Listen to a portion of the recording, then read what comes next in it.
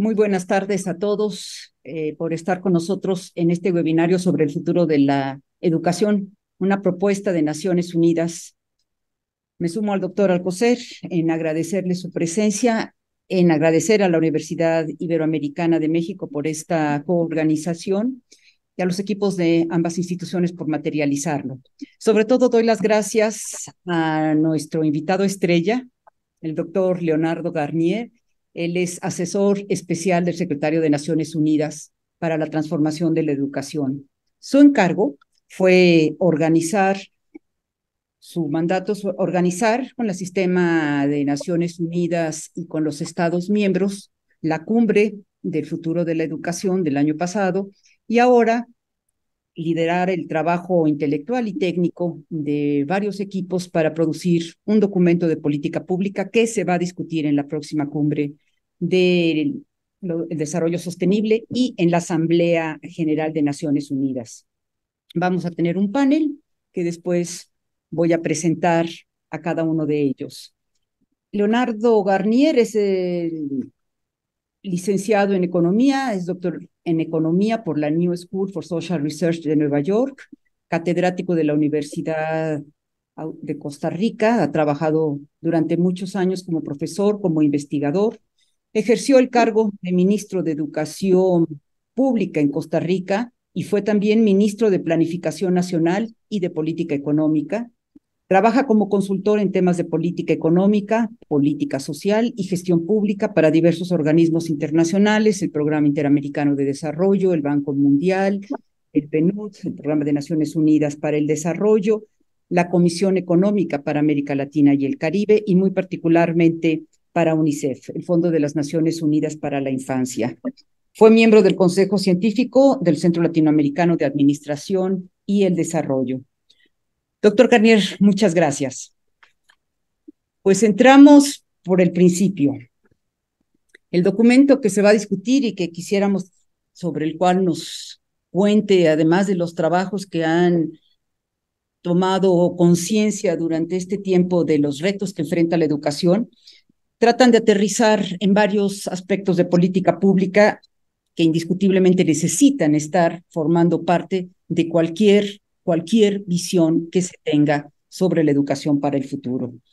Ustedes identificaron una doble crisis, la crisis de igualdad, en efecto, es descomunal la desigualdad que vive el mundo, que hemos nosotros, todos hemos participado de alguna forma en vivirlo, en hacerlo, pero también han hablado de la crisis de la relevancia, de la forma en que se concibe y se opera la educación en los países.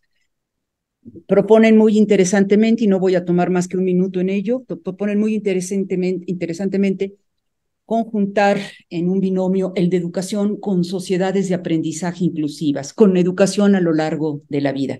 Y con sociedades inclusivas, sociedades de aprendizaje inclusivas. Es muy interesante que unan aprendizaje y que unan a sociedades inclusivas.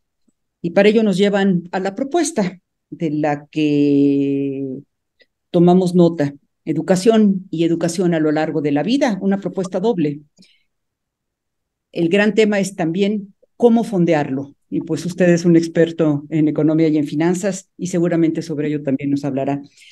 Y el otro, pues es el compromiso político y también económico por parte de los estados, un compromiso por un pacto por el futuro para cumplir con esta transformación de la educación y los objetivos de desarrollo sostenible, el objetivo cuarto que sería justamente el que concierne a educación. ¿Qué debemos lograr, doctor Garnier? Dejo a usted la palabra. ¿Qué debemos lograr para transformar la educación en cada uno de nuestros países? ¿Y cómo? ¿Quién lo financia, lo fondea? A usted la palabra. Muchas gracias. Muchas gracias, Pilar. Buenas tardes. Es un gusto estar hoy con ustedes conversando sobre el presente y sobre el futuro de la educación. Ya han pasado 50 años desde la publicación del libro pionero de George Zacharopoulos, Los retornos de la educación, una comparación internacional, donde demostró rigurosamente algo que la mayoría de los docentes ya sabía. En términos puramente económicos, la educación paga. 5 décadas de investigación lo han confirmado una y otra vez. La educación es una de las mejores inversiones, si no la mejor, que puede hacer un país para aumentar los ingresos y mejorar el bienestar material de su población.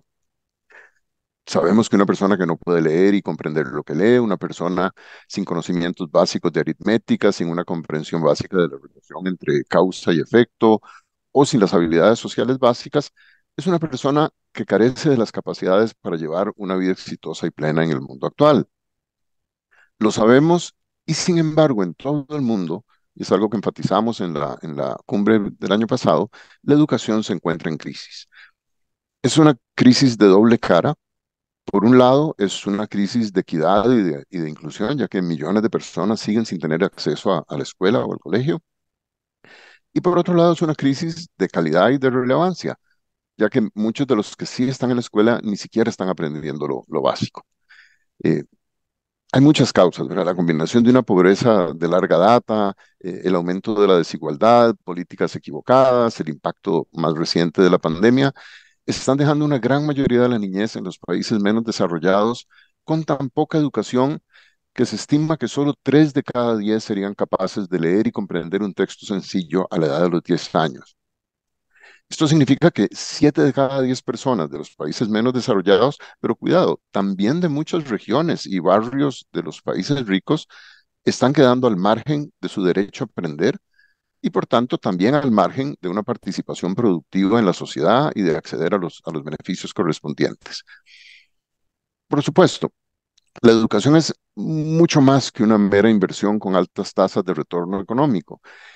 Como se afirma en la visión del secretario general para la cumbre sobre la transformación de la educación, eh, el derecho a aprender debe entenderse holísticamente en términos de 4 dimensiones claves en las que UNESCO ha insistido mucho. En primer lugar, se trata de aprender a aprender. Y esto empieza, obviamente, con la capacidad de leer y escribir, de identificar, de comprender y comunicarse con claridad y con eficacia, desarrollar conocimientos y habilidades numéricas, digitales, científicas.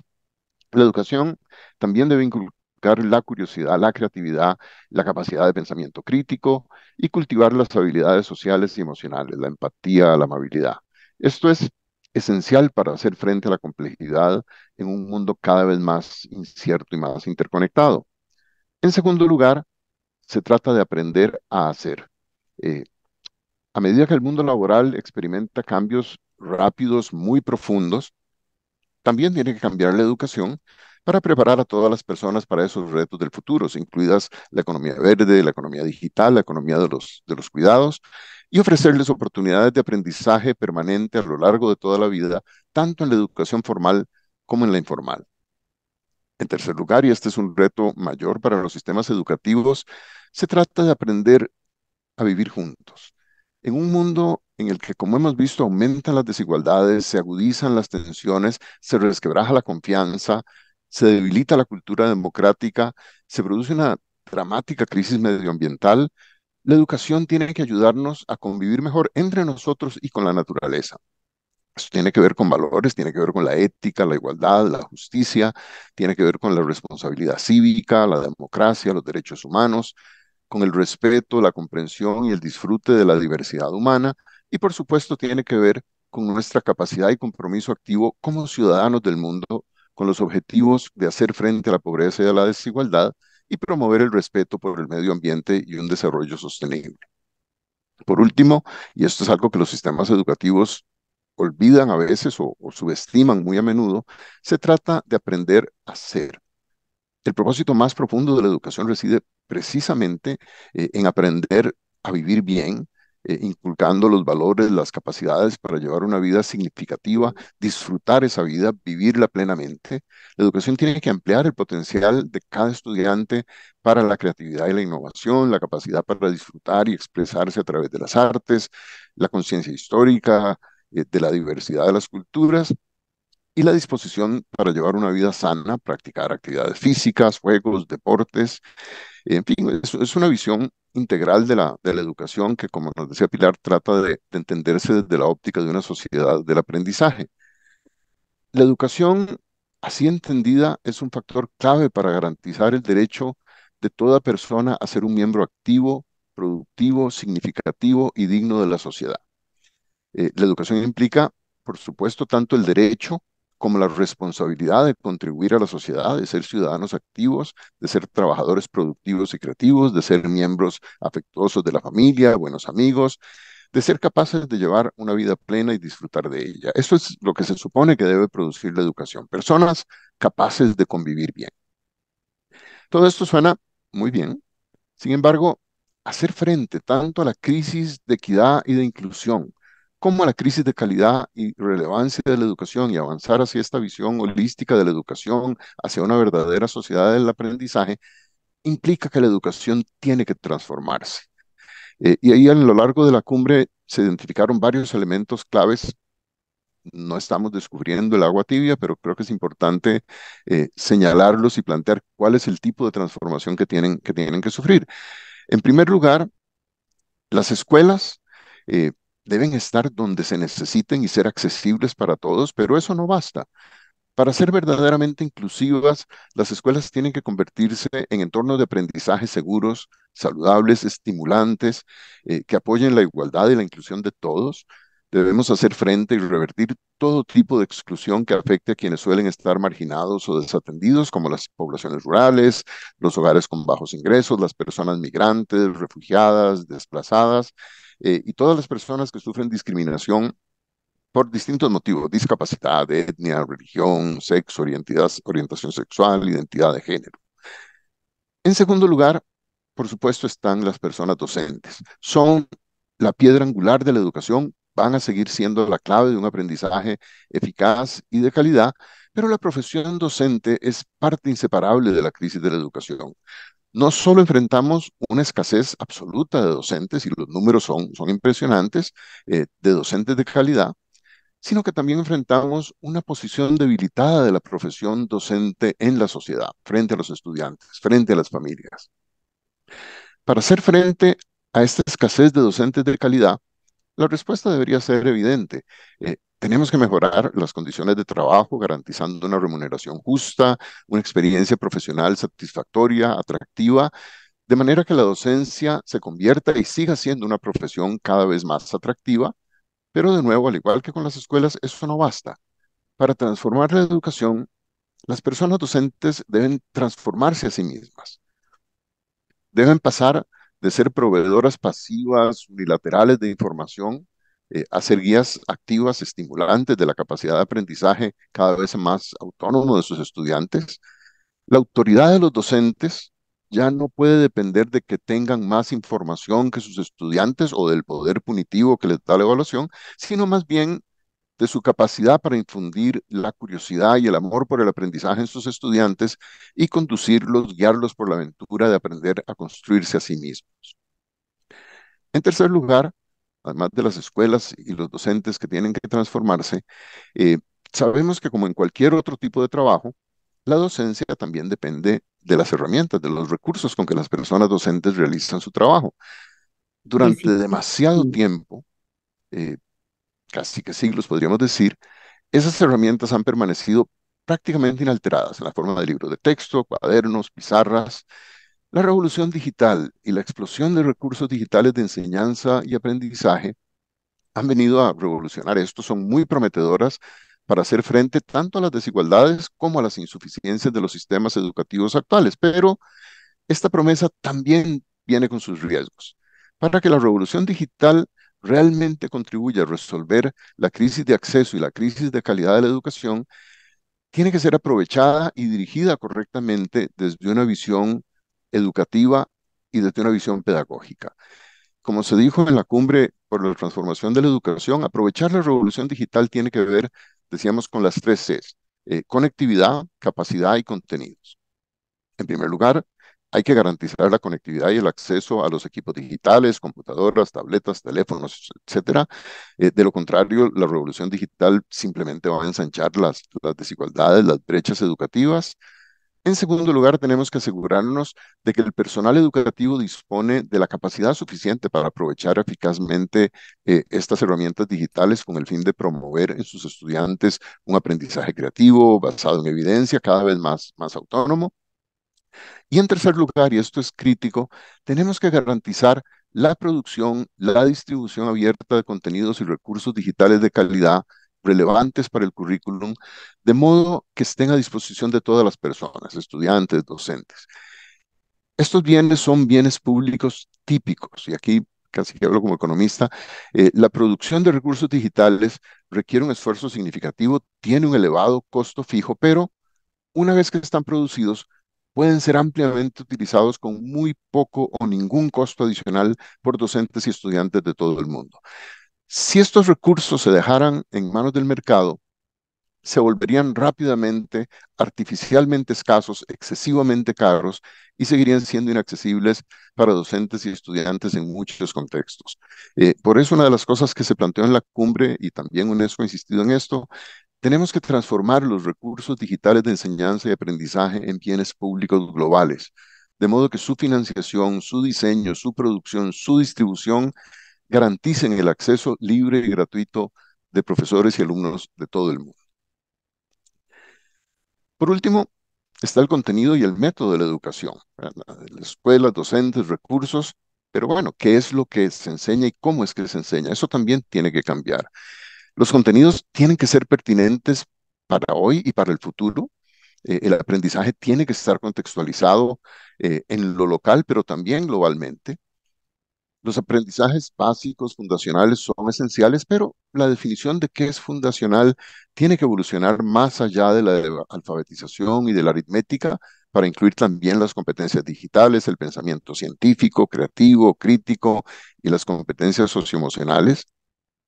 La educación, y esto no es para nada nuevo decirlo y seguimos sin hacerlo, pero la educación tiene que pasar del modelo tradicional de aprendizaje memorístico que sigue prevaleciendo en muchos lugares a un enfoque mucho más activo, basado en la cooperación, la colaboración, con actividades como el aprendizaje basado en proyectos, métodos de indagación, resolución colaborativa de problemas, eh, aprendizajes basados en investigación, centrados no tanto en la repetición de respuestas preestablecidas, sino en la capacidad de enfrentar nuevas preguntas, algo en lo que Paulo Freire insistía ya desde los años 60. eh, y por supuesto, la evaluación también debe ser formativa para reflejar esos objetivos pedagógicos de manera que promueva un crecimiento y un aprendizaje significativo para todos y todas las estudiantes. Fíjense que cuando uno pone todo esto junto, uno dice, ok, sabemos bastante bien qué se necesita para transformar la educación. Más y mejores escuelas, más y mejores docentes, conectividad, capacidad y aplicaciones necesarias para aprovechar la revolución digital y contenidos curriculares mucho más pertinentes con una pedagogía activa centrada en la persona que aprende y dirigida a lograr aprendizajes efectivos. Y necesitamos esto en gran escala, no en plan piloto, no en una pequeña experiencia, sino en los sistemas educativos en su conjunto. El derecho a la educación, si queremos que sea realmente un derecho y no una mera aspiración, debe ser real para todas las personas, especialmente para todas las personas jóvenes. Y sin embargo, al día de hoy, casi 250 millones de niños y jóvenes siguen sin escolarizarse en el mundo. Estamos lejos de alcanzar los objetivos de desarrollo sostenible. Hay un riesgo de pensar que el reto es demasiado grande para enfrentarlo con éxito. Simplemente decir, no es posible alcanzar ese objetivo. Eh, Cuando se ve el más reciente reporte global de la educación, los países de ingresos bajos y medios bajos enfrentan un déficit de financiamiento anual de la educación de 97.000 millones de dólares si quisiéramos alcanzar en el 2030 ese objetivo de una educación universal de calidad. 97.000 millones de dólares sin duda es una cifra elevada, pero nos equivocaríamos si asumiéramos que está fuera de nuestro alcance. En la actualidad, invertimos aproximadamente 5 billones de dólares al año en educación en el mundo. Y yo sé que cuando los números se ponen tan grandes, uno pierde un poco la perspectiva. Eh, 5 billones corresponde a un 6% del PIB mundial. O sea, del ingreso total del mundo, un 6% se está dedicando a la inversión educativa. ¿Qué representa la brecha de 97.000 millones con respecto a ese 6% del PIB mundial que estamos invirtiendo en educación? Representa un 2% de ese total. Esto lo que significa es que la insuficiencia de inversión en realidad lo que está ocultando es una enorme desigualdad en la inversión educativa. Déjenme aquí usar algunos datos para mostrar qué tan grande es la desigualdad en la inversión educativa que hay en el mundo. Es un hecho que la mayoría de los niños del mundo viven en países de ingreso bajo y medio bajo. Sin embargo, la mayor parte de la inversión mundial en educación se concentra, como es lógico, en los países de ingresos altos. Estos países de ingresos más altos representan el 63% de la inversión mundial en educación, pero solo atienden al 10% de la población en edad escolar del mundo. El 63% para el 10%. Le siguen los países de ingreso medio alto, que tienen un 29% de la inversión educativa mundial y un 15% de la población en educación en edad escolar. La situación es completamente distinta para los países de ingreso medio bajo, y aquí los datos son impresionantes. Los países de ingreso medio bajo tienen un 8% de la inversión mundial en educación para atender al 50%, a la mitad de la población mundial en edad escolar. Y finalmente, los países más pobres intentan educar al 25% de la población mundial en edad escolar con un 0,6% de la inversión mundial en educación. Déjeme traducir esto a cuáles son estas desigualdades en términos de inversión por estudiante, de inversión por persona en edad escolar. A grandes rasgos, datos del 2020, el gasto por persona en edad escolar en los países de altos ingresos superaba los $8,000 anuales y en algunos casos, como los países nórdicos, superaba los $30,000 per cápita por año. En los países de ingreso medio alto, la inversión por persona en edad escolar ronda los $1,000 anuales. En los países de ingreso medio bajo es de apenas $300 anuales. Y en los países más pobres estamos hablando de $50 anuales. $50 anuales quiere decir que estos países invierten $1 a la semana en educación por persona en edad escolar. No hace falta ser un experto en educación para saber qué significa $1 por semana. En esos países de ingreso bajo y en los países de ingreso medio bajo, el reto de la inversión educativa solo se va a poder resolver si el esfuerzo nacional se complementa sustancialmente con la cooperación internacional, que está lejos de ser suficiente. Para países que están invirtiendo de 50 a $300 por año por persona, ni siquiera duplicando el esfuerzo nacional, que debieran hacerlo, sería suficiente. La comunidad internacional tiene que intervenir y marcar la diferencia. En la mayoría de los países, sin embargo, esta inversión puede y debe financiarse con recursos nacionales, y esto es particularmente cierto en países de ingreso medio como los de América Latina. ¿Por qué? Porque tiene sentido hacerlo. Invertir en educación debe considerarse no solo como un imperativo moral y político, que obviamente es, sino también, como decíamos, como la más sensata inversión económica. Ya decíamos que hay evidencia abundante de que la educación paga. Hace unos meses el Foro Económico Mundial resumió esa evidencia afirmando que $1 invertido en educación primaria y secundaria produce unos $2,50 adicionales de ingresos brutos a lo largo de la vida en países de ingreso medio bajo y hasta $5 en países de ingreso bajo. Fíjense que esto es una tasa de retorno del 500% de la inversión. Ustedes no encuentran inversiones con esas tasas de retorno fácilmente. Y estos son solo los beneficios privados. Las investigaciones que se han hecho, y por ejemplo, de nuevo recuerdo a Zacaropoulos o a Harry Patriños, añadiendo el impacto económico de los beneficios indirectos de la educación, su impacto en la salud, su impacto en otras áreas de la vida social, eh, eso lo que nos lleva a concluir es que cada dólar gastado en inversiones de desarrollo, por ejemplo, de la primera infancia, produce $13 en beneficios económicos. Entonces, esta no es una discusión de decir no tenemos dinero para invertir en educación. Cuando una inversión de $1 puede generar $13 en beneficios económicos y no la estamos haciendo, estamos siendo muy malos economistas. Es una decisión realmente insensata. Y, por supuesto, no se trata solo de invertir más en educación, algo que sin duda tenemos que hacer. Con solo ver los números es claro que lo que estamos invirtiendo es insuficiente. Se trata también de invertir mejor. Y eso quiere decir dos cosas. Hay que invertir más equitativamente Y aquí no solo tenemos las desigualdades que ya mencionamos en el mundo, tenemos las desigualdades al interior de cada uno de nuestros países, donde la inversión educativa no siempre llega a las zonas o a las personas o a las familias más vulnerables, sino que hay que invertir eh, de manera que realmente se generen aprendizajes.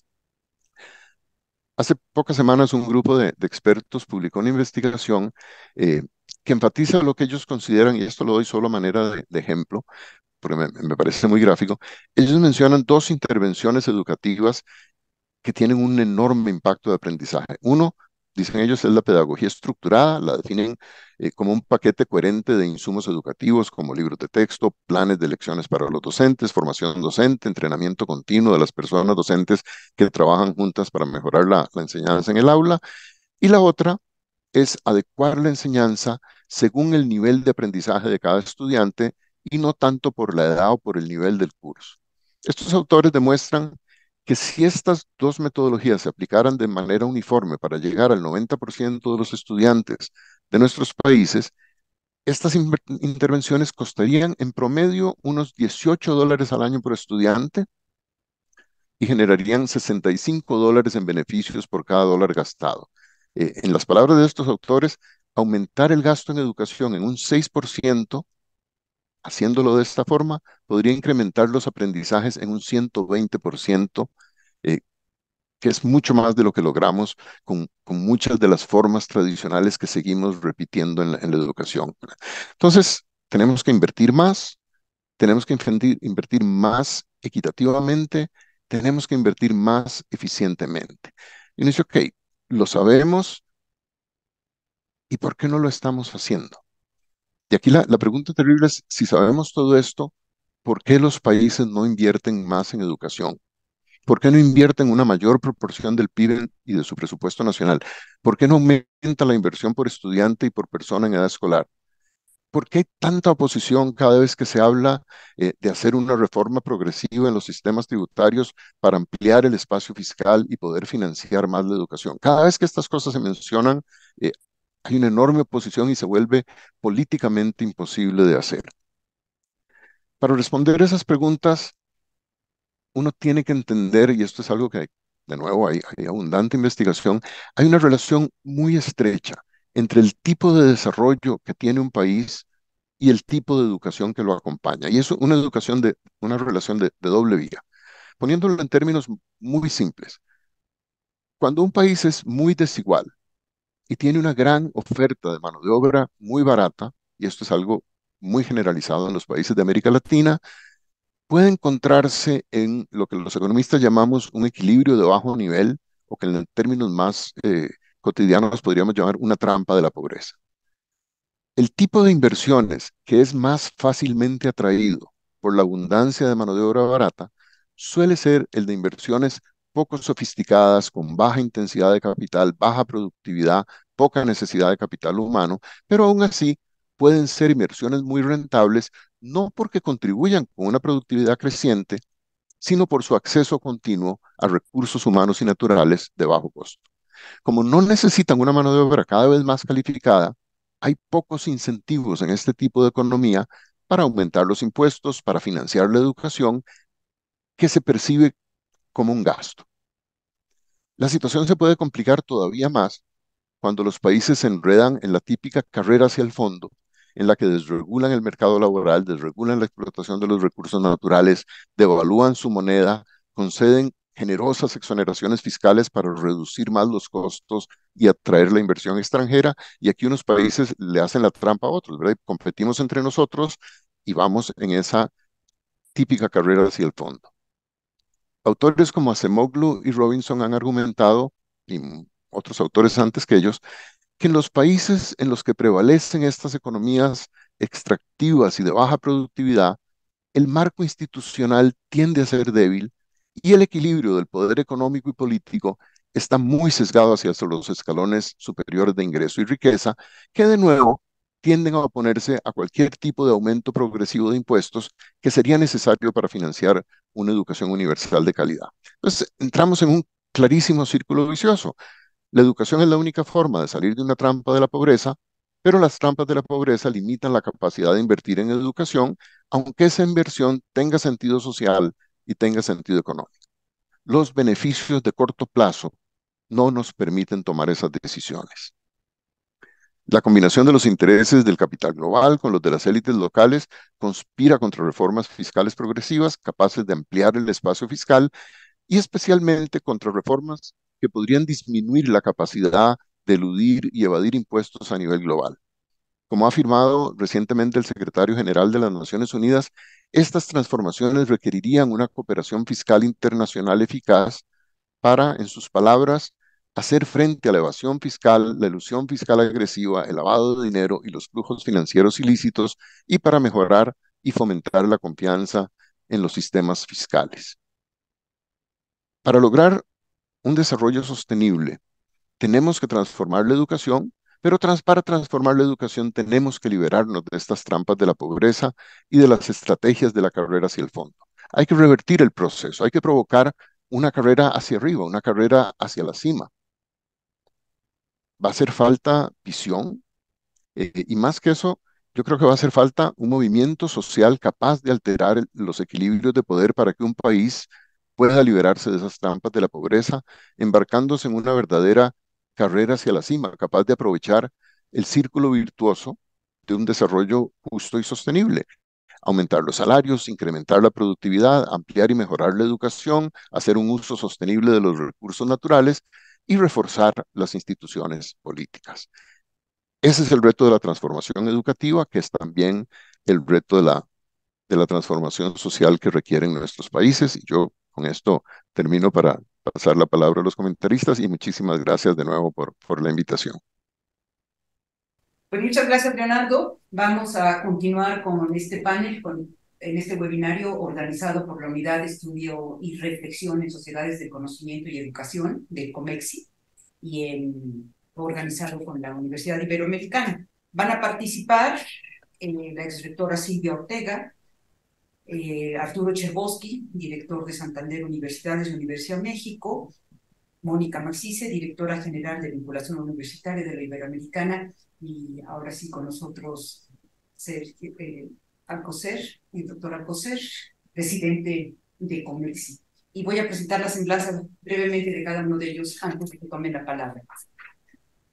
Silvia Ortega es socióloga y educadora, ha combinado 4 décadas de servicio público con investigación aplicada, es maestra en ciencias por la Universidad de Wisconsin y doctora en sociología por la Universidad de Texas. Ha sido rectora de la Universidad Autónoma Metropolitana de Azcapotzalco y de la Universidad Pedagógica Nacional, subsecretaria de Servicios Educativos en el Distrito Federal y subsecretaria de Educación Media Superior. También consultora en numerosos organismos internacionales y actualmente miembro del Consejo Ciudadano de la Comisión Nacional para la Mejora de la Educación Mejor Edu. Sí, mucho gusto y muchas gracias por estar con nosotros, Silvia. Adelante.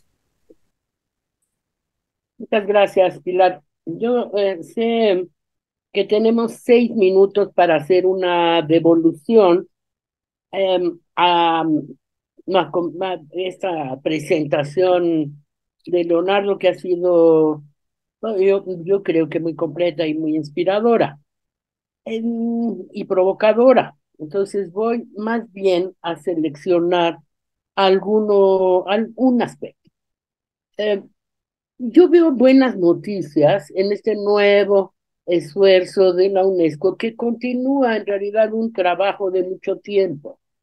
Estas elaboraciones para ir generando una educación justa, equitativa, una buena educación, pues han tenido continuidad y rematan ahora en esta muy seductora idea de los futuros de la educación, muy seductora idea de la necesidad de tener un acuerdo, un gran acuerdo, pues ni modo, que nos lleve nuevamente.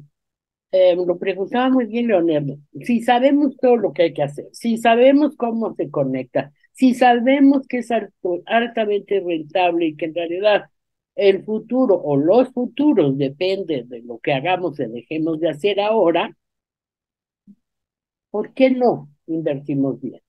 ¿Por qué no invertimos más? ¿por qué no participamos de aquellas otras reformas que se requieren para, pues yo diría, lo que apunta muy positivamente a ser una nueva generación de políticas de la inclusión? Lo veo, lo vi mucho en América Latina y en otros lados, no hay duda, ya no va. Ese es el gran tema, la inclusión, y en algunos países como el mío, pues es la clave. Em, es la clave de lo que tenemos que hacer. Hay una pregunta que nos remitieron y que decía, ¿cuáles son los desafíos de los estudiantes jóvenes en este periodo? Bueno, junto con esa buena noticia de que vamos a una política de la inclusión, una nueva generación de políticas de la inclusión, creo que la mala noticia es que hemos exhibido una bajísima capacidad de ejecución. Um, y algunas de estas ideas están allí desde hace tiempo, han sido elaboradas, en algunos casos han tenido resultados, pero el saldo es perfectamente negativo. Entonces, yo creo que el mayor desafío para las generaciones jóvenes somos nosotros, las generaciones de adultos. ¿Por qué? Porque ya desde antes de la pandemia sabíamos del abandono de los jóvenes de la educación, particularmente la de los adolescentes, que Leonardo también ha trabajado estupendamente. Sabíamos de los bajos aprendizajes y la escasa pertinencia de lo que sí se aprendía, y sabíamos algo clave en este momento y desde luego para los futuros, que es la desconexión con los mundos del trabajo. No el desdén, no la falta de vinculación, no, la desconexión profunda del mundo de la escuela y el mundo del trabajo, o los mundos del trabajo.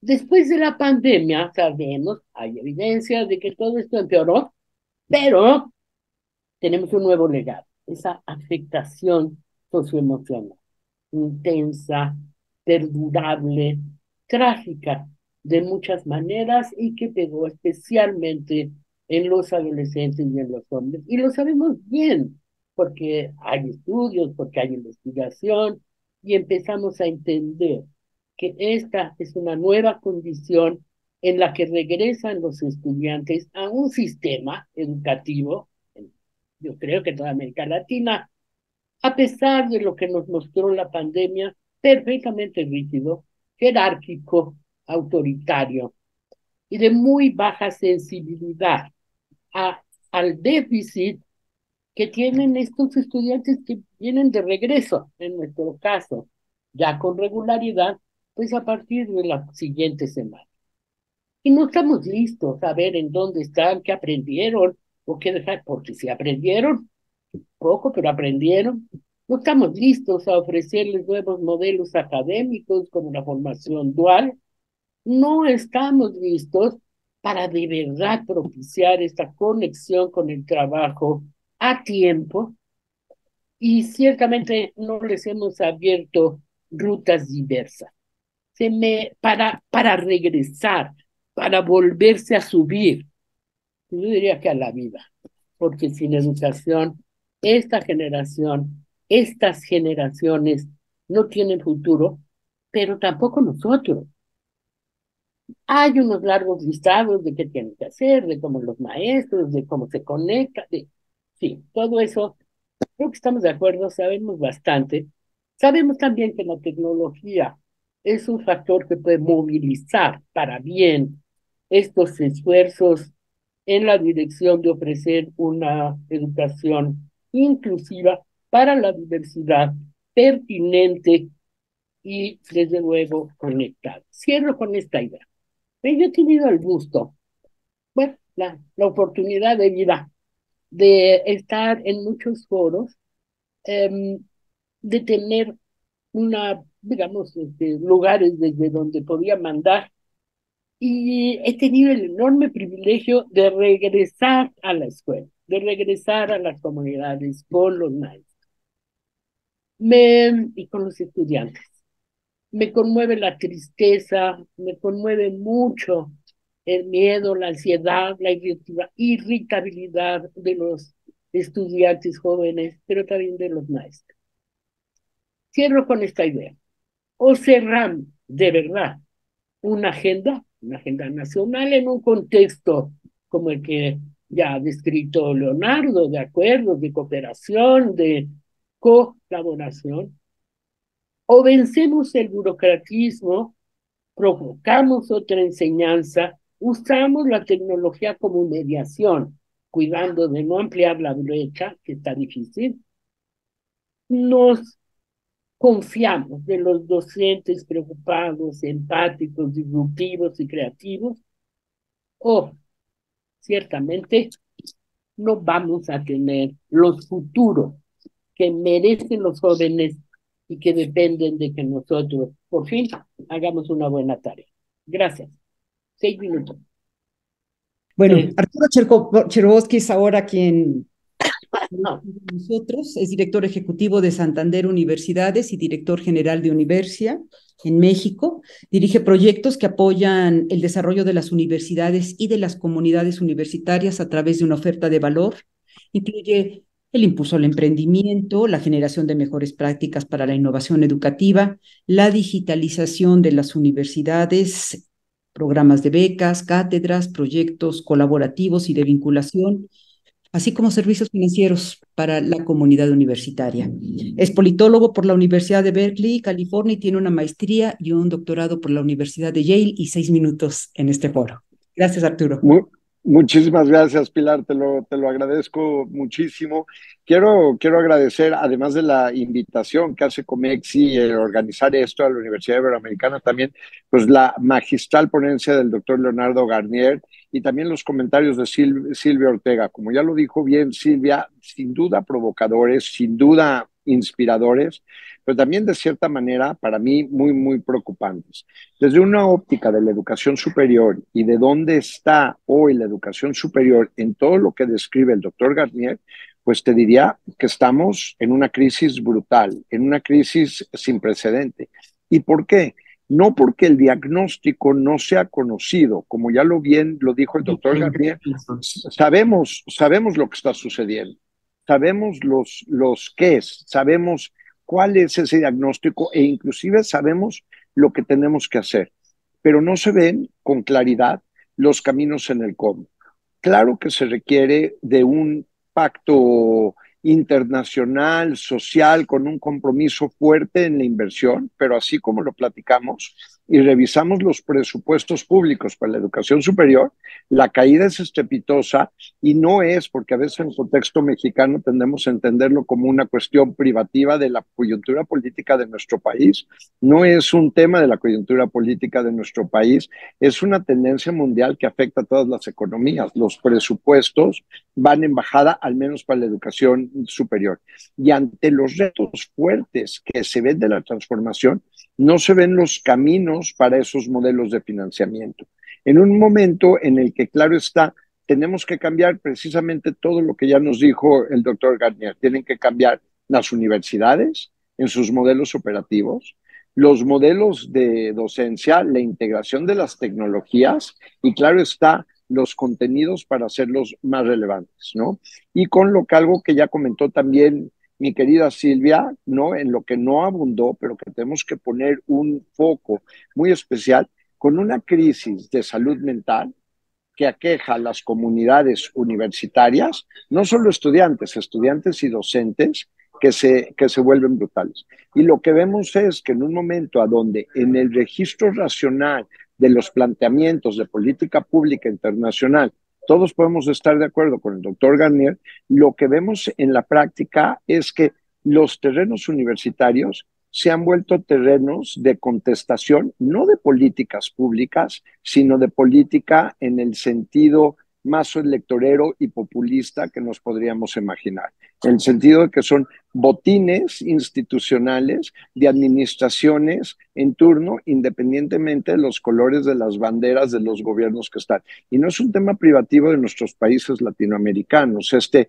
nuevo ataque o este embate a las universidades, pues resulta que las universidades como ataque populistas de derechas y izquierdas son impopulares en otras latitudes y lo estamos viendo de manera imprecedente en países donde no nos imaginábamos, con sistemas muy fuertes de educación superior como los Estados Unidos, donde de repente también precisamente el problema ahorita no es cómo hacer una mejor educación superior, sino cuáles son los colores políticos y las restricciones políticas que debe tener la educación superior en los debates muy coyunturales de los políticos. Entonces, con las instituciones siendo presas de un mundo político, la capacidad que tenemos para planificar entre todos en el registro racional de las políticas públicas, pues se ve casi cerrado, a pesar de que eso augura que el futuro entonces es muy negro o no hay un futuro, porque ya bien lo decía Silvia, sin futuro, sin educación no hay futuro. Pero nuestras instituciones hoy son presas y son botines políticos. Es terrible, pero así es. Y lo que está detrás de la mayoría de lo que estamos viendo como política pública en educación superior, pues no está realmente alineado con este registro de lo que se debería invertir y cómo deben de transformarse los modelos para ser más relevantes y para hacer frente a las crisis que conocemos de inequidad, de exclusión, a la crisis ambiental brutal que tenemos. En el campo específico de la educación superior, también estamos viendo precisamente, ya lo decía Silvia, pues una profunda desconexión y es curioso que esto sea en el mundo universitario, pero así está entre el mundo universitario y el mundo del trabajo, ¿no? La vieja queja y los viejos argumentos de vinculación, que si la universidad prepara a la gente para el mundo del trabajo y que si es relevante, que si no, está a punto de un punto de inflexión que es infinitamente peor de lo que hemos visto por el advenimiento de la inteligencia artificial, ¿no? Que bien cambia todos los catálogos de competencias que esperarías que tenga un graduado universitario en un momento en que nuestras instituciones no están preparadas para hacer frente a lo que sería un catálogo de competencias propiamente humanas que necesitaría un graduado universitario para funcionar bien en el mundo de las máquinas. ¿No? Tengo un amigo con un foco muy crítico en este punto, me decía, mira Arturo, déjame, te lo pongo de esta forma u otra, dependiendo un poco el país, modúlalo como quieras. Llevamos como 30 años en el mundo de las universidades, diciéndole a las universidades que necesitamos más ingenieros. Y ahí vamos las universidades a fomentar los programas de ingeniería. Y llevamos aproximadamente unos 10, 15 años, modúlalo como tú quieras, diciendo que necesitamos más STEM, gente que sepa STEM. Si no son ingenieros, es gente que necesita STEM. Llevamos como 5 años hablando que necesitamos gente con competencias digitales, con capacidad de tirar código. Y resulta ahora que lo que hacen bien las máquinas es la ingeniería, el STEM y el código. Y mientras hemos ido poniéndole un punto de inflexión en nuestras universidades en este sentido.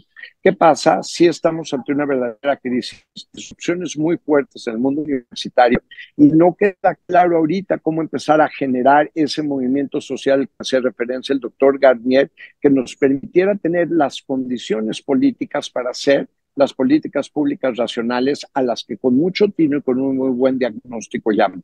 El problema aquí no está en el mundo de las políticas públicas, yo creo que está más en el mundo de la política. Muchas gracias y aquí abierto y a su disposición. Muchísimas gracias. Muchas gracias, Arturo, por sumarte a las provocaciones. Sergio Alcocer, te invitamos a ti, presidente de Comexi. Es ingeniero e investigador del Instituto de Ingeniería de la Universidad Nacional Autónoma de México, profesor de tiempo parcial en la Universidad de Texas en San Antonio, fue subsecretario de Planeación Energética y Desarrollo Tecnológico de la Secretaría de Energía en México y subsecretario para América del Norte de la Secretaría de Relaciones Exteriores. En la UNAM, Universidad Nacional Autónoma de México, fue subsecretario general, coordinador de innovación y de desarrollo, fue director del Instituto de Ingeniería, es miembro del Comité Asesor de Seguridad Estructural de la Ciudad de México, de la Academia Mexicana de Ciencias, miembro extranjero de la Academia de Ingeniería de los Estados Unidos, es presidente y fundador del Centro de Reflexión Estratégico para el Desarrollo de Políticas y Estrategias sobre la Incorporación de las Tecnologías Exponenciales en México, México Exponencial. Recibió el doctorado honoris causa en Ciencias por la Universidad de Arizona, entre otros galardones. Ingeniero por la Universidad Nacional Autónoma de México y doctor en Ingeniería de la Universidad de Texas en Austin. Sergio, por favor. Muchas gracias, Pilar, y de nuevo, muy buenas tardes. Ahora sí tengo la oportunidad de verlos y que me vean. Primero, pues muchísimas gracias, doctor Garnier. Creo que ha sido una presentación de lo más elocuente, porque es inusual, me parece, que se hable de política educativa y de política económica, el financiamiento y lo que entraña la necesidad de modificar el entorno, el ecosistema educativo. Usualmente no se piensan los dos y por supuesto que se requieren recursos para ello. Eh, Tomo su intervención inicial sobre los dos grandes retos de la educación, la desigualdad y la relevancia. Creo que en el ámbito de la desigualdad nos hemos quedado, al menos en el caso mexicano, todavía limitados en cuanto a poder identificar cuáles son los efectos de la pandemia del COVID-19. No hemos hecho un diagnóstico sobre lo que implicó la pandemia, al menos no en el ámbito universitario. Desconozco si en el sector, en la educación básica o media superior, en fin, se haya realizado, lo cual es dramático, porque en la medida que no tengamos un diagnóstico, será imposible poder establecer, poder diseñar políticas, estrategias de intervención para resolver los temas que atinadamente señalaba Silvia, que igualmente reforzaba Arturo, en el ámbito socioemocional. Quienes damos clases nos enfrentamos con una juventud apática, con una juventud al mismo tiempo con una gran ansiedad, con una gran incertidumbre frente al futuro, yo diría que en una angustia frente al futuro, y sin embargo no tenemos los instrumentos, los profesores, para acompañar su desarrollo, y no sabemos cómo hacer un diagnóstico sobre la situación que les afecta. Entonces creo que estamos ahí con una debilidad importante, y ojalá que dentro de las discusiones que se van a tener próximamente en la Asamblea General de Naciones Unidas sobre el documento que usted encabezó, que usted diseñó, se pueda tomar el tema de vincular la iniciativa que el embajador de México en Naciones Unidas ha planteado, Juan Ramón de la Fuente, de la salud mental, y ahora aplicada a la educación, muy particularmente con lo que tiene que ver con las secuelas de la pandemia COVID-19. Por otro lado, celebro, aunque me gustaría quizás hacer un poco más de énfasis en la importancia que tiene la educación hacia la recuperación o el fortalecimiento de la dignidad de las personas.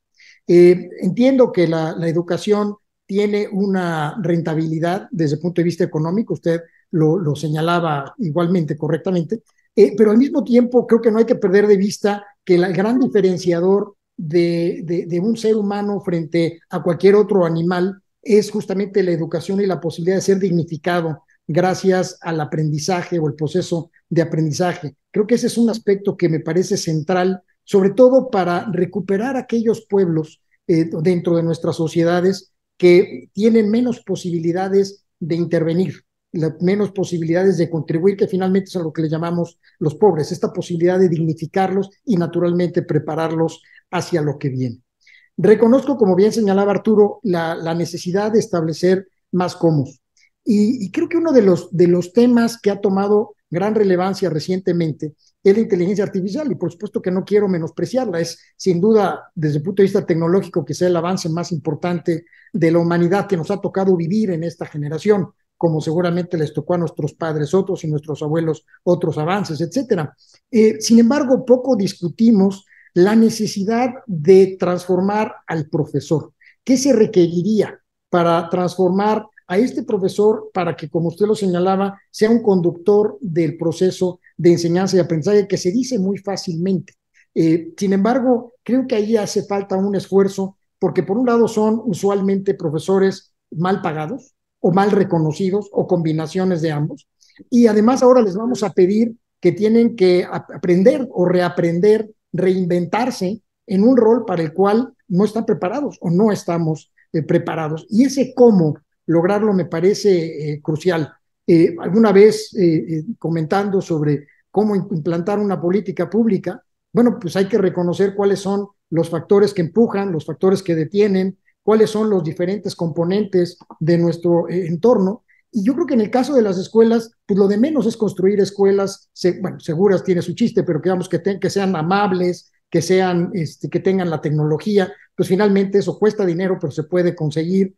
El fondo de conseguir contenidos como usted mencionaba, se pueden compartir los de una universidad con otro. Sin embargo, no podemos compartir a los profesores. Esa sí es una inversión súper local y creo que ahí es donde las universidades en general no estamos del todo poniendo énfasis en cómo, qué hacemos con la planta de profesores que tenemos, con diferentes generaciones entre sí, cuál debería de ser el perfil del docente para esta nueva escuela, ya sea primaria hasta una universidad. Creo que ahí ojalá se pudiese, en estas discusiones que van a tener, y sería parte también del trabajo de nuestra unidad de estudio y reflexión en el COMEXI, ¿qué podemos avanzar en cuál debiese ser estos comos relacionados con una transformación de los profesores?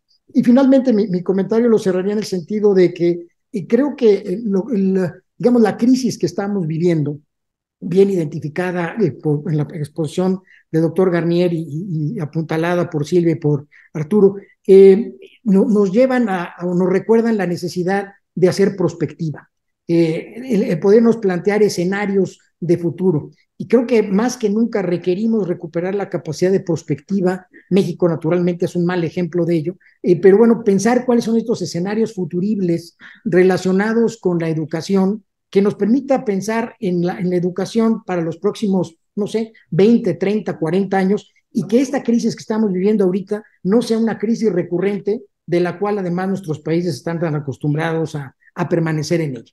De nuevo, muchas gracias por la intervención, que ha sido muy, muy interesante, y bueno, pues quedo abierto a lo que señale Pilar. Muchas gracias. Muchísimas gracias, Sergio. Damos paso ahora a Mónica Maxice. Actualmente se desempeña como directora general de vinculación universitaria de la Universidad Iberoamericana de la Ciudad de México. Es autora del libro El derecho a cuestionar el derecho, la teoría democrática de Claude Lefort, y del libro Democracia y discriminación, y coeditora con Rodolfo Vázquez de la serie Derecho, Género y Justicia de Fontamara. Fue presidenta del Consejo Nacional para Prevenir la Discriminación, secretaria ejecutiva del Instituto Nacional de las Mujeres y titular de la Unidad de Igualdad de Género y No Discriminación, tanto del Instituto Nacional Electoral como de la Suprema Corte de Justicia de la Nación en México. Fue investigadora en el área de opinión pública del Instituto de Investigaciones Jurídicas de la UNAM. 18 horas. Experta en temas de derechos humanos e igualdad de género para la Comisión Interamericana de Mujeres de la Organización de Estados Americanos, el Instituto Internacional para la Democracia y la Asistencia Electoral, la IDEA, el Instituto Tecnológico y de Estudios Superiores de Occidente, ITESO. Es licenciada en Ciencias Políticas por el Instituto Tecnológico Autónomo de México y maestra en Sociología Política por el Instituto de Investigaciones Dr. José María Luis Mora y por la Universidad Nacional Autónoma de México. Mónica. Y aprovecho rápidamente para agradecerle a Arturo, quien tiene que dejarnos en este espacio. Muy buen viaje. Mónica. Muchas gracias, Pilar. De verdad, muchas gracias por la organización, Pilar, por propiciar este encuentro. Ha sido un honor, o es un honor para mí estar aquí con ustedes, con el doctor Leonardo Garnier, con la doctora Silvia Ortega y con el doctor Sergio Alcocer, y bueno, también con el doctor Chervosky. La verdad, increíble escucharles, el expertise de hace años que tienen. Y bueno, yo quiero hablar, digamos, sobre lo que el documento me hizo pensar, me hizo reflexionar desde el espacio donde yo he trabajado, que digamos ahora estoy en la Ibero y es un espacio formal de educación superior, y también como desde los espacios en donde se da también formación diferenciada, por ejemplo, como en el Poder Judicial, la formación que se da a jueces, juezas, o en el Instituto Nacional Electoral, donde también ahí hemos dado como formación diferenciada a las personas del Servicio Profesional Electoral Nacional. Y un poco a partir de lo que ustedes han dicho, como que me han surgido las siguientes reflexiones, también muy breves y me someto al tiempo. A mí me parece que todos los espacios son espacios de aprendizaje. Cada lugar, este es un espacio de aprendizaje, y también el aula, y también los pasillos, y también las conferencias, y también los diálogos, y también, como les digo, estos espacios donde las y los funcionarios públicos, ya sean especializados en educación o no, se dan el tiempo de aprender cosas nuevas y de cuestionar los sesgos que tradicionalmente tenemos y con los que operamos, ¿no? Como de darnos cuenta que muchas veces podemos tener pensamientos muy aprendidos, muy arraigados, muy validados, digamos, por la tradición y por la norma, incluso por la norma no cuestionada, y que es necesario cuestionar para poder como garantizar la dignidad de todas las personas. Y me parece que, digamos que esa idea va mucho con lo que tiene el documento aquí elaborado y presentado por el doctor Garnier, y que nos habla de la necesidad de aprender al infinito, ¿no? Como lo dice Fernando Valenzuela, y de todo el tiempo estar como abierto a aprender para poder aprender. Entonces, eso me parece súper importante. Yo creo que, digamos, en mi experiencia, creo que la posibilidad de que todos y todas estemos aprendiendo requiere dos cosas: requiere humildad, digamos, requiere la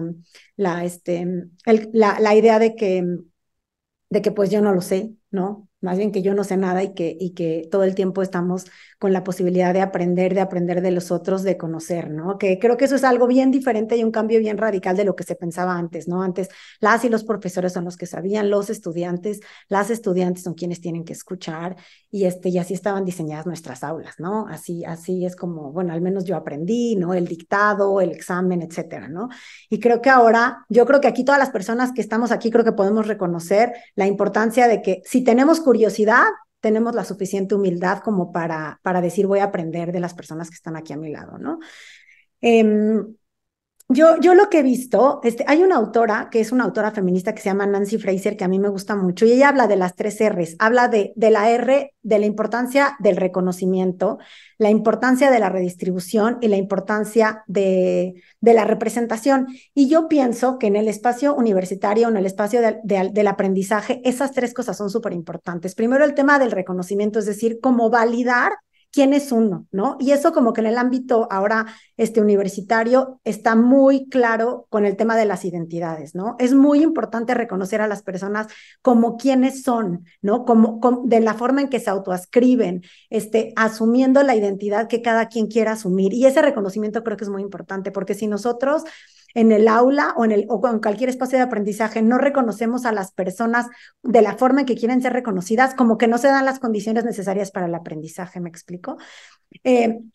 La segunda cuestión tiene que ver con la redistribución, es decir, cómo modificar, digamos, puede ser una redistribución que tiene que ver con recursos económicos, como ahora lo que decía con el tema de Arturo Chervovsky y las 20 becas que nos han otorgado para ciertos estudiantes que tienen un número alto de becas. Eso es una forma de redistribuir, digamos, como para que las personas puedan acudir al aula con las necesidades más básicas resueltas, digamos, cómo voy a llegar a la universidad, cómo voy a poder comer ahí, cómo voy a poder comprar lo que requiero, ¿no?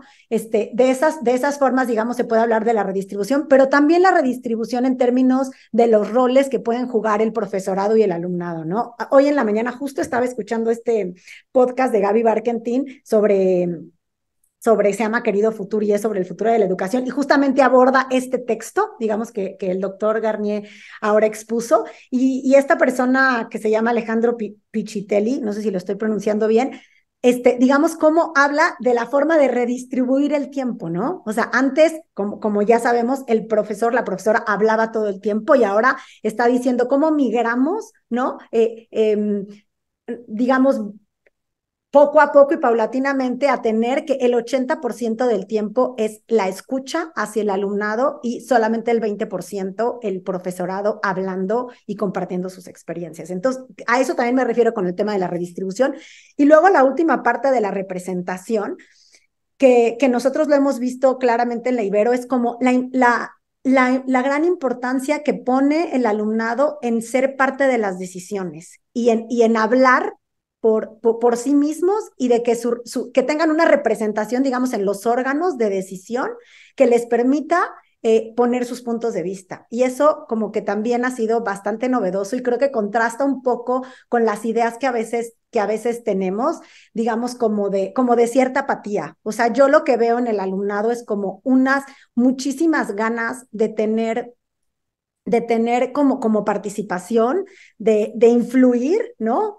Ya sea siendo influencers en las redes sociales o de veras de impactar la forma en que la universidad se compone, la forma en que de que se van transformando las estructuras. Yo veo realmente como muchas ganas de impactar de esa forma, ¿no? Creo que más bien, no es, digamos, como que hay que reconceptualizar en mi experiencia o lo que yo he ido aprendiendo poco a poco, qué es realmente lo que les interesa, ¿no? Justamente el siguiente punto que quiero tratar y que estaba en las preguntas que nos mandaron es los retos, ¿no? Y creo que el reto es cómo enganchamos al alumnado, cómo nos enganchamos también nosotros mismos, cómo nos interesamos en medio de un mar de información, en medio de una saturación de noticias, en medio de una saturación en el X, en el Twitter, o en el Instagram, o en el TikTok, o en todo lo que hay digamos, para cierta clase social, todo lo que hay en términos de lo que se puede ver por streaming, ¿no? Todos estos canales que es impresionante, ¿no?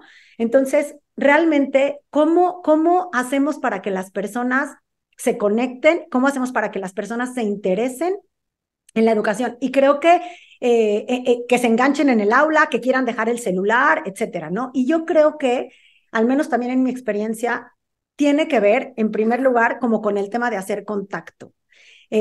Como que la diferencia es que las personas a través de historias, a través de la experiencia propia, puedan conectarse con el alumnado. Yo creo que cuando uno habla desde su vivencia, desde su vulnerabilidad, desde la historia personal, desde lo que me mueve, yo pienso que los estudiantes, el estudiantado es capaz de engancharse, es capaz como de hacer clic y de entonces poner atención y también, ¿saben qué? Como validar su propia experiencia. O sea, yo creo que lo que vive nuestro alumnado, muchas cuestiones complejas en las propias familias, la diversidad de familias que hay, la pluralidad de familias que hay,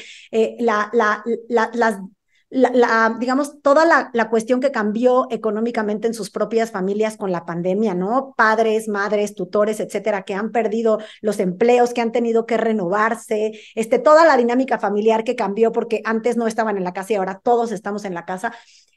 Como que validar esas experiencias, o sea, la experiencia ya de lo que han vivido es muy importante y creo que eso antes tampoco lo hacíamos, ¿no? O sea, como las experiencias, por ejemplo, de las separaciones de los padres o de las experiencias de orfandad o de las experiencias de adicciones de los padres o de los hermanos y validar eso como algo que me da algo de experiencia para compartir y conectarme con los otros, creo que eso es algo que ayuda como de entrada al enganche y que puede abrir la puerta para entonces aprender de las cuestiones tal vez más técnicas que tengamos que enseñar. Sociedades inclusivas de aprendizaje. Estás apelando a la sociedad, a la inclusión en el aprendizaje en distintos roles y en distintos actores. Así es, creo que la segunda parte que yo quería abordar también es justo eso. O sea, yo creo que si nosotros entramos al aula o a cualquier espacio de aprendizaje como reconociendo a las personas, o sea, como creo que la necesidad humana tiene que ver con ser reconocido, con ser visto, con ser valorado, como que si partimos de esa necesidad humana básica, ahí está como la parte de inclusión, ¿no? Donde entonces la opinión de todo mundo importa, la opinión de todo mundo cuenta, donde yo puedo, incluso en espacios que pueden parecer muy homogéneos, como podemos decir en la Universidad Americana, hay una gran pluralidad. Hay una gran pluralidad de experiencias familiares, de experiencias de vida, de experiencias de trabajo, de experiencias de crisis. Entonces también ahí hay muchísima riqueza que vale la pena valorarla. Yo pienso que sí, el estudiantado como que tiene confianza en que va a ser aceptado, eso puede ser muy bueno. También decía el doctor Althusser que pues que también el personal docente requiere de atención y de contención, ¿no? O sea, está como esta imagen de cómo cuando una madre está digamos, como gestando un bebé, requiere como de un apoyo comunitario, ¿no? Lo mismo, ¿no? O sea, como un profesor, una profesora que está, digamos, dando a luz la creatividad de un grupo requiere una contención, porque es difícil estar en grupo, es muy difícil estar frente al grupo, ustedes lo saben, todo lo que se mueve, todo lo que trastoca, híjoles, toda la energía física que se requiere para estar en grupo, para atraer, entonces sí creo que vale la pena invertir en eso, como en los docentes, en el mentoraje, en los espacios de diálogo, que la verdad se vuelve bien complejo con toda la carga administrativa, como ya decía también Silvia, burocrática, etcétera, pero creo que eso es una cosa muy, muy importante de atender.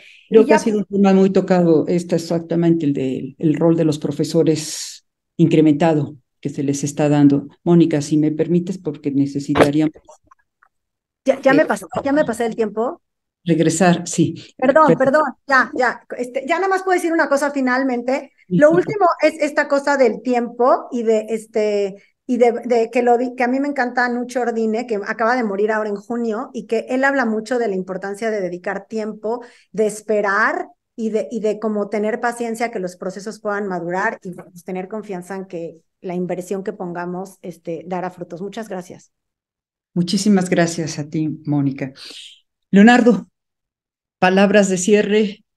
Nos han hablado de educación media superior, nos han hablado de educación superior, educación básica, pues te toca a ti porque tú fuiste secretario de Educación Pública y además propugnabas la educación subversiva. Siendo un ministro, propugnabas la educación subversiva y de alguna forma te volví a escuchar cuando hablabas de un movimiento social que subvierta los poderes para poder colocar la prioridad donde la prioridad debe estar, no solamente por rendimiento de inversión, sino por la dignificación del ser humano y por sociedades más igualitarias, más iguales.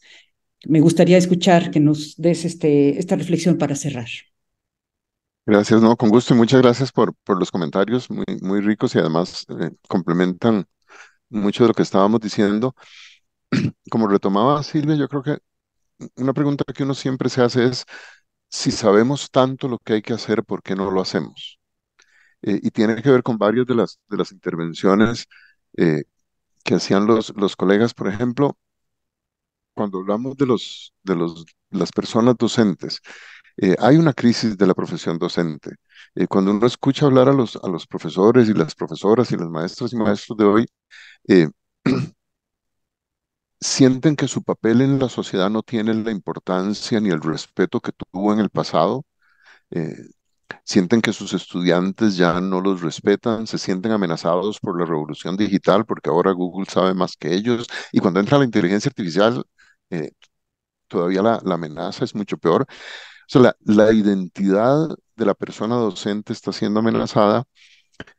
Y a mí esto me parece que por un lado es un riesgo, pero también es una gran oportunidad. Yo mencionaba a Pablo Freire, porque Freire, igual que Piaget, igual que Vygotsky, que Montessori, planteaban una visión del docente donde su relación con los estudiantes no es la relación del poder que me da, como decía yo soy el que tengo la información y además yo soy el que tengo la herramienta punitiva de la evaluación, porque entonces era una visión muy autoritaria de la autoridad. Eh, Hoy en día, aunque los docentes quisieran continuar con ese tipo de autoridad, ya no es viable. Los jóvenes están aprendiendo de muchísimas formas. Mónica lo decía muy bien cuando planteaba que todos los espacios son espacios de aprendizaje, por supuesto. Los jóvenes están aprendiendo en TikTok, están aprendiendo en videos, están leyendo cosas que los profesores no saben que están leyendo. Y ahí o los docentes y las docentes entienden que su papel es otro o no van a lograr recuperar esa visión de identidad. Entonces, la primero que yo quisiera enfatizar es que transformar la educación supone transformar el papel que juega la persona docente. Yo creo que es absurdo lo que alguna gente plantea de que las computadoras van a sustituir a los docentes. La figura del docente va a seguir siendo crítica. ¿Por qué? Porque los estudiantes enfrentan una cantidad infinita de información en la que no es tan fácil aprender a buscar, aprender a hacerse preguntas, aprender a responder las preguntas. Pero ahí, y de nuevo, retomo lo que decía Mónica, yo no necesito al profesor que gaste las 2 horas de clase hablando y le deje 10 minutos a los estudiantes. Yo necesito a la profesora o al profesor que escucha cómo sus estudiantes construyen sus razonamientos y construyen sus argumentos. Tal vez uso un ejemplo, ya que Pilar mencionaba la educación subversiva. Una de las cosas que hacíamos cuando se transformaron los programas de educación cívica en Costa Rica, se dio una discusión muy interesante sobre cómo formar la ética. Y una profesora universitaria que nos asesoraba nos decía, vean, eh, siempre en educación creemos que la ética se enseña con sermones, o sea, diciéndole al estudiante qué es lo correcto. Y decía, no, la ética se aprende enfrentando a los estudiantes con dilemas éticos. Y no para que el profesor le diga cómo se resuelve el dilema ético, sino para que el debate entre los estudiantes genere distintas soluciones al problema ético. El aprendizaje se obtiene en la discusión sobre el problema ético, no en llegar a una o a otra solución. Y como eso podríamos dar muchos ejemplos. Esa sería tal vez una de las conclusiones. Dos, que lo mencionaba Arturo y creo que también Sergio, hablar de política educativa y política económica yo creo que es fundamental. Esa separación que hay a veces entre los ministerios de educación y los ministerios de finanzas, donde el de educación es el que quiere gastar y el de finanzas es el que quiere que no gaste, eso es una locura. Eh, los sistemas educativos y los ministerios de educación debieran entender mejor el papel económico de la educación. Y los ministros de finanzas y todo el mundo financiero también debiera entender mejor ese significado económico de la educación. Pero aquí el problema, y yo ahí tal vez complementaría, cuando decían que hay que hablar de política educativa y política económica, yo creo que hay que hablar de política política. La gran discusión acá, y yo por eso lo enfatizaba, es cuál es el tipo de sociedad que queremos. Si en América Latina vamos a estar satisfechos con una economía extractiva, con que se siga reproduciendo la mano de obra barata, con que sigamos explotando los recursos naturales con metodologías de muy baja productividad, bueno, eso no necesita una educación sofisticada y puede ser un buen negocio, pero ahí lo que nos estaría pasando es que la rentabilidad de corto plazo y la ganancia política de corto plazo estarían hipotecando el futuro de nuestras sociedades. Entonces, la necesidad en efecto, de un movimiento social, de que las familias, de que los gremios docentes, de que los distintos conglomerados de la sociedad exijan de los gobiernos y de las empresas privadas una visión de largo plazo es fundamental. No nos podemos quedar en esos beneficios de corto plazo que a la larga nos salen tan caros. Y finalmente, para no extender mucho, eh, así como hablamos de los docentes, yo creo que es importante hablar de las personas que aprenden. Y cuando hablamos de una sociedad del aprendizaje o cuando hablamos de transformar la educación con pedagogías centradas en la persona que aprende, eh, yo creo que aquí es muy importante entender que este es un cambio realmente radical. eh, de nuevo, no es que no se haya hablado de esto antes, ¿verdad? Si uno lee a Rousseau, o si uno lee a muchos autores, bueno, podemos devolvernos hasta Sócrates para ver la importancia de la persona que aprende, eh, pero abrir los espacios para que los sistemas educativos entiendan lo que decía Mónica, de que los estudiantes están aprendiendo en todas partes y que se aprende en el juego y que se aprende en el deporte y que se aprende leyendo el periódico y que se aprende eh, yendo a ver Barbie y Oppenheimer y discutiendo cómo se relacionan las dos películas.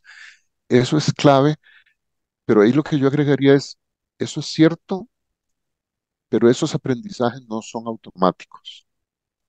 Si no incorporamos eso dentro de la dinámica del sistema educativo, lo que vamos a tener es lo que estamos teniendo en este momento, que la gente no sabe distinguir qué es cierto qué es lo que es cierto de lo que es falso, eh, cuáles son las noticias en las que puedo creer, cuáles son las que no puedo creer.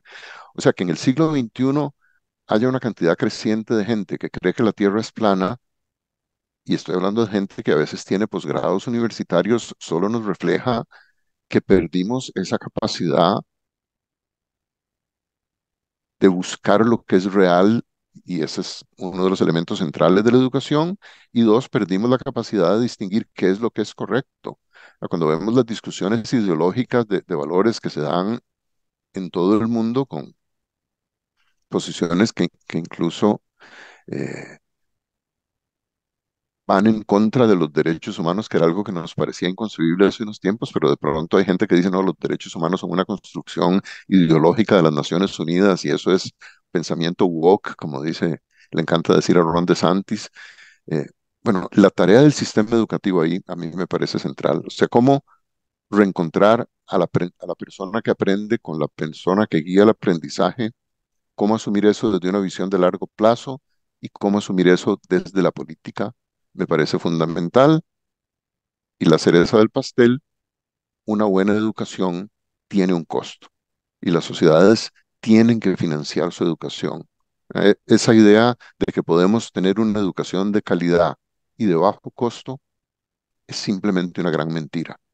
Si queremos una buena educación, tenemos que invertir en eso y ahí basta ver a los países que tienen los mejores sistemas educativos del mundo y ver cuánto invierten por persona en educación para darnos cuenta de que esa es la inversión que tenemos que hacer.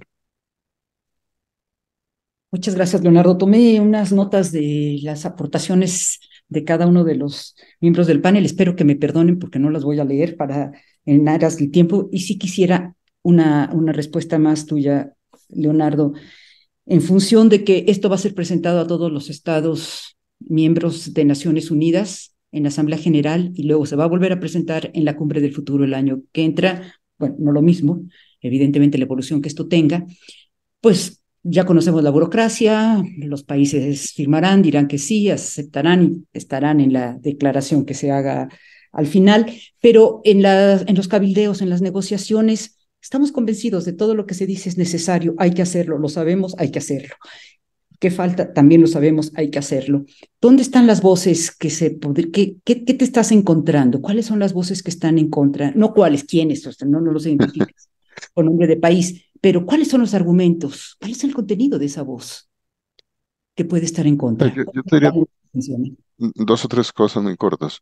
Uno, que fue tal vez de las cosas que a mí más me sorprendió durante la cumbre educativa, es que uno de los temas que provoca más reacción en contra eh, es todo lo que tiene que ver con el sexo, que es muy significativo, porque además la sexualidad tiene que ver con nuestra identidad como personas, tiene que ver con los derechos humanos, tiene que ver con cómo convivimos, y cada vez que en los documentos se hablaba de educación sexual comprensiva, de equidad de género, de empoderamiento de las mujeres, esos temas tienen una serie de fuerzas opositoras eh, muy impresionantes.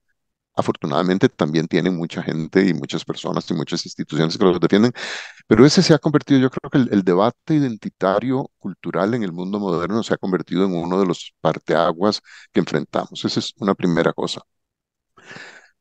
La segunda, que es mucho más sorda, es que a mí, y era en la que yo enfatizaba en la presentación, es la que tiene que ver con el tema de la desigualdad. O sea, y si uno revisa la literatura más reciente sobre desigualdad, sea Angus Deaton, sea Piketty, sea Emmanuel Sáenz, cualquiera de los investigadores que ha trabajado el tema, desde principios del siglo XX no veíamos una desigualdad tan grande en el mundo como la que estamos viendo hoy.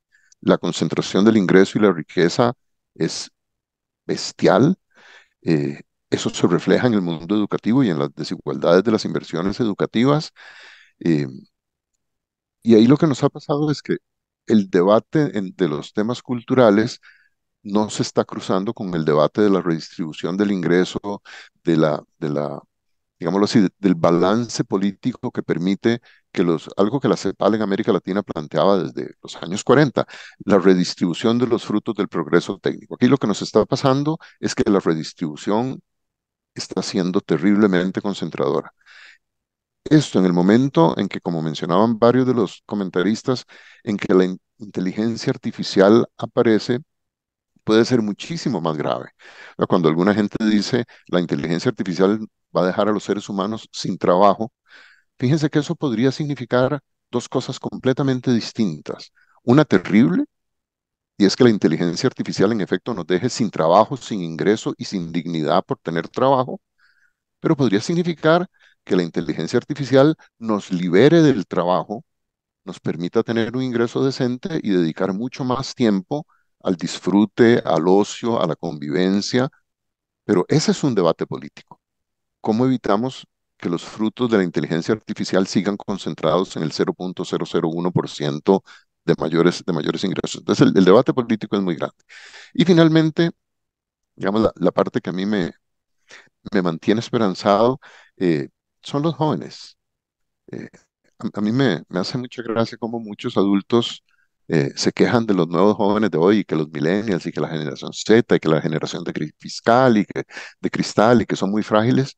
Eh, a mí me parece que las nuevas generaciones, así como muchos de nosotros crecimos en un mundo de utopías que al final no salió tan bien, ellos y ellas están creciendo en un mundo de distopías y les va a tocar construir su nueva utopía. Y cuando uno los ve, eh, tal vez lo voy a expresar con una anécdota personal. Un día en casa estábamos conversando con mis hijas, que ya están en sus 30, y yo les decía, es que a mí me preocupa ver que a los jóvenes de hoy no les interesa la política. Y las dos hijas se volvieron y me dijeron, no, papá, no has entendido nada. Por supuesto que nos interesa la política. No nos gusta esa política de ustedes. Pero la política sí nos interesa el medio ambiente, nos interesa la justicia, nos interesa la equidad de género, pero no con las herramientas que ustedes usaron. Bueno, yo creo que la democracia que nosotros conocimos en el siglo XX está en crisis. Hay un riesgo enorme de que sea sustituida por un populismo autoritario y asquerosamente conservador, y depende de nuestro diálogo con estas nuevas generaciones que otra vez la democracia, los derechos humanos, la equidad puedan tener una oportunidad en la vida política de nuestras sociedades. Y creo que ese es el mayor reto de la educación, cómo reconstruir el acuerdo social. Muchas gracias, Leonardo. Pues nos, nos pasamos del tiempo, tenemos algunas preguntas por parte del público que quisiera leerlas para no obviar lo que está en la mente de muchas personas. Muchos muchachos están dejando la universidad después de 2, 3 semestres que sienten que la educación sistematizada no les llena. Buscan opciones de estudiar por su cuenta, en pedacitos, cómo atender este sector, a esta problemática.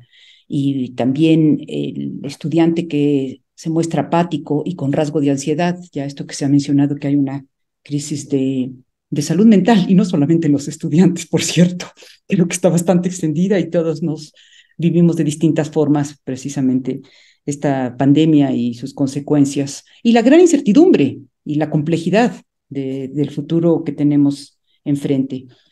Pues agradezco muchísimo a Leonardo nuevamente por haber aceptado, por haber estado con nosotros. Fue muy rica, en mi experiencia, en mi opinión, una muy rico encuentro que tuvimos esta tarde. Agradezco al presidente de Comexi, Sergio Alcocer, y a la Universidad Iberoamericana por esta organización, esta alianza que se dio, a Silvia Ortega, a Arturo Cherbowski, y me gustaría agradecer a los equipos de Comexi, de la Ibero, en particular a Fátima Mace, la coordinadora de la Unidad de Estudios y Reflexión de Sociedades del Conocimiento y Educación. A lo mejor tenemos una tarea en esa unidad, ya no decirles sociedades del conocimiento, sino sociedades de aprendizaje.